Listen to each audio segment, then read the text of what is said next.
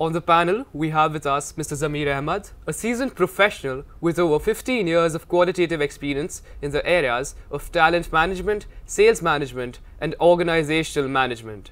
He served as the General Manager of HR at Escon Elevators, Navi Mumbai. He is an alum of the prestigious XLRI, Jamshedpur. We welcome you, sir. Right. Thank you, Rahul. We have a couple of questions for sir to answer to get a better understanding on the nuances of resume writing. Sir, my first question to you is, what makes resumes attractive and what makes you pick one resume over the other? Yeah, that's a very good question, Rahul. One of the first things I look for in a resume before deciding to go further with it is to see whether it is well constructed, Yes. Sometimes a resume may have a few spelling mistakes, and while it may not seem very important to overlook one or two spelling mistakes, I can't stress enough on the fact that even a simple spelling mistake that's there really stands out, jumps out of the resume, and becomes a very distasteful thing. So one of the most important things, not just doing a spell check while using one of the word processing softwares that you have, what you also need to do is really read every word, letter, and punctuation that you have put on the resume. That is one of the important things. Sometimes we also find it's a common practice that we tend to borrow somebody's resume and we just make some changes in that. I think that is a very disastrous thing to do. It is always important for one to type out a resume every time you're applying for a particular company. I would go to the extent of even saying the same resume for two companies is again a no-no. So students who are looking for getting that the right impression when their credentials reach a particular executive in an organization, I think what they should really do is customize their CV to what that organization really stands for. Absolutely. As an example, if you're submitting a resume to, let us say, a banking organization, and then let us say you were also applying to another job opportunity, let us say at World Health Organization, or let us say for a NGO. I'm sure you will not submit the same kind of thing for both these places.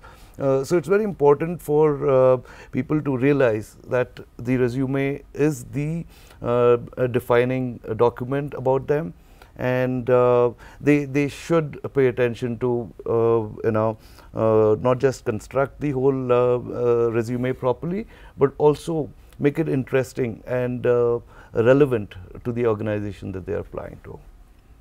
Thank you, sir, for being really specific in the question. And now that we've realized, how to go about making it so attractive, sir, my second question to you is that how important do you think resumes are as a document in the recruitment process? What degree of importance do you attach to it, really? Okay, there are two ways to look at this. CVs in the human resources department, you find the most common document that you find are resumes that have come in, forged resumes or printouts that people would have taken, and they just stacked up there.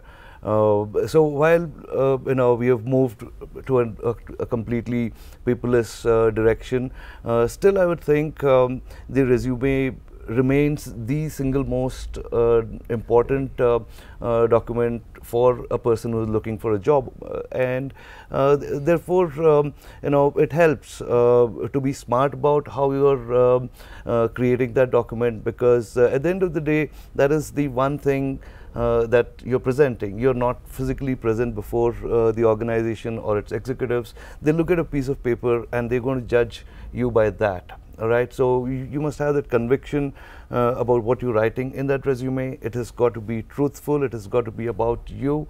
It has to be relevant. I sometimes see people mention, they're applying for a sales and marketing job, let us say, and I find under skills or extracurricular activities, they mention their singing talents and dancing talents. All right. So sometimes these become very crucial, because rather than saying, okay, I used to be a great singer or a dancer, you got to present it in a different manner. Nobody is going to hire you for your singing and dancing skills, but the same thing can be presented as you have represented a group or a society or a group of people, or you've led them into an event. So when you present it that way, you're selling yourself better.